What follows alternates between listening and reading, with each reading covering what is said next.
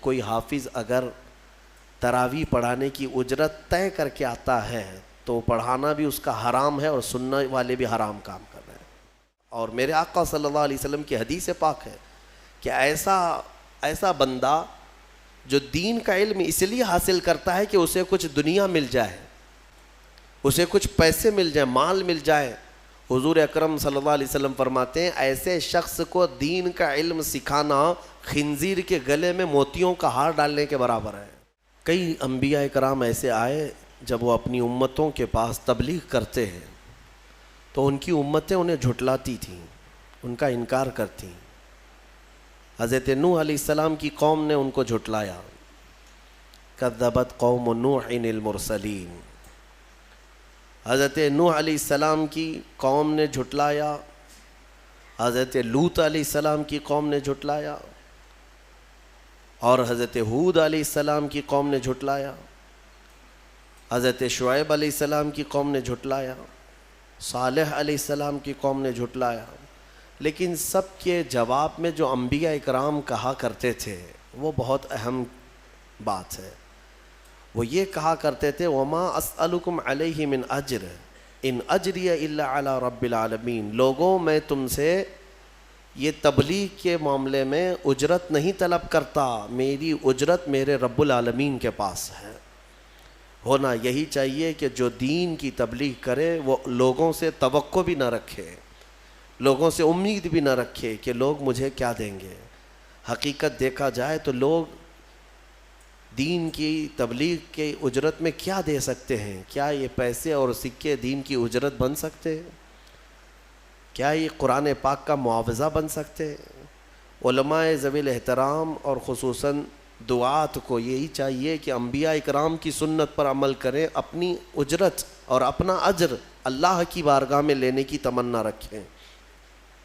امام اعظم ابو حنیفہ رضی اللہ تعالیٰ عنہ کے چھوٹے بیٹے جب وہ قرآن پڑھ رہے تھے تو ایک قاری صاحب کے پاس لگایا انہوں نے، جیسے آپ بھی اپنے بچوں کو پڑھنے کے لیے مدرسے بھیجتے ہیں. تو سننے میں یہ آیا کہ امام اعظم کے بیٹے کو ایک قاری صاحب نے ناظرہ قرآن پڑھایا. قرآن جب مکمل ہوا تو ہدیہ ہوتا ہے، ختم قرآن ہوتا ہے.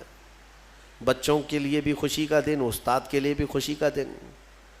آپ کے ہاں بھی یہ رواج ہے اور ہر جگہ ہے تقریباً. قرآن ختم ہوتا ہے تو گھر والے استاد کو بھی کچھ نذرانہ دے دیتے ہیں اور بچے کو بھی اس دن کچھ خوشیوں کے تحفے دیے جاتے ہیں. تو جب امام اعظم کے بیٹے کا ختم قرآن مکمل ہوا ناظرہ، تو استاد نے، قاری صاحب نے جو پڑھایا تھا، امام اعظم نے خوش ہو کر قاری صاحب کو جو نذرانہ بھیجا وہ کتنا تھا؟ 4 لاکھ درہم تھا. 4 لاکھ درہم انہوں نے بطور ہدیہ قاری صاحب کو بھیجا. جب ان کے پاس وہ ہدیہ پہنچا تو انہوں نے دیکھا اور کہا کہ یہ کس چیز کا ہے؟ کہا آپ نے امام اعظم کے بیٹے کو قرآن پڑھایا ہے، ہدیتاً آپ کو دیا گیا. کہا میں نے تو صرف ناظرہ پڑھایا ہے، اس پر اتنا زیادہ پیسہ؟ انہوں نے اتنی بات کہی. امام اعظم کو آ کر کے قاصد نے بتایا کہ قاری صاحب ایسا کہہ رہے تھے کہ میں نے تو صرف قرآن ناظرہ پڑھایا، اتنی بات پر 4 لاکھ درہم کی کیا ضرورت تھی، اتنے پیسے؟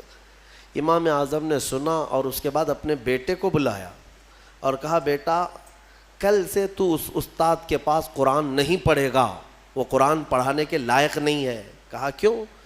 کہا جو بندہ دنیاوی مال کو اللہ کے کلام سے زیادہ سمجھتا ہے میں اس کے پاس اپنے بیٹے کو کیسے پڑھاؤں؟ میں نے قرآن عظیم کے ختم قرآن کے یا پورے ہدیے کے کیا نظر کیے، بلکہ ایک آیت کی بھی اجرت کوئی دنیا میں نہیں دے سکتا. قرآن عظیم کی ایک آیت کا بھی معاوضہ کوئی دے نہیں سکتا، یہ کلام الہی ہے.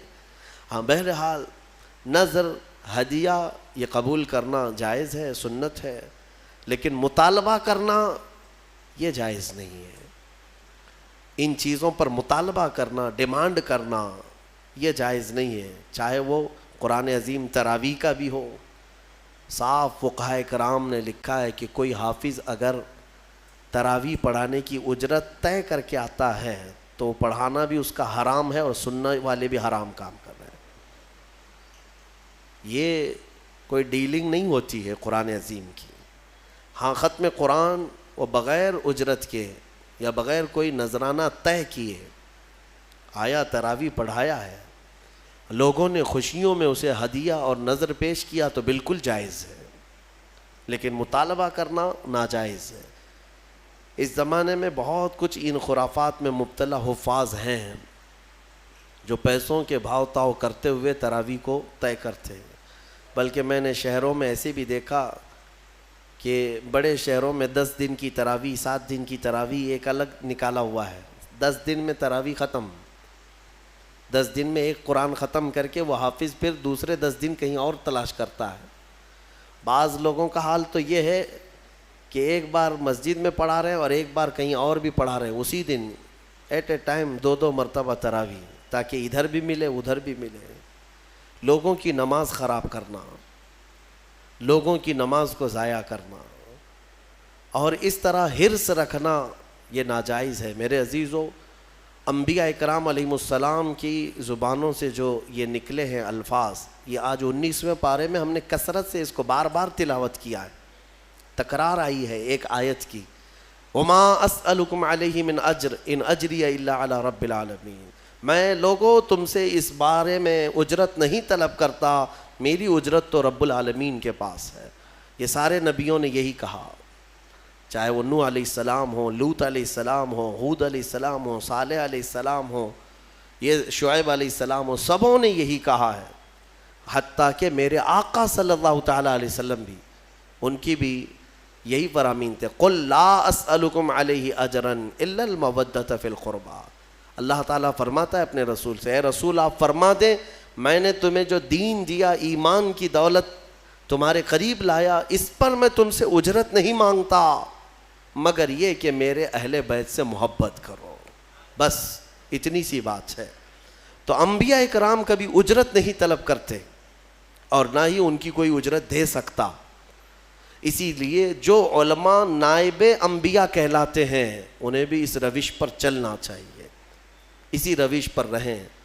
قرآن کا ہو, تقریروں کا ہو یا پھر نعت خوانی کا ہو, یہ ساری چیزیں اس طرح اجرت طے کرنا ناجائز ہے, ناجائز ہے.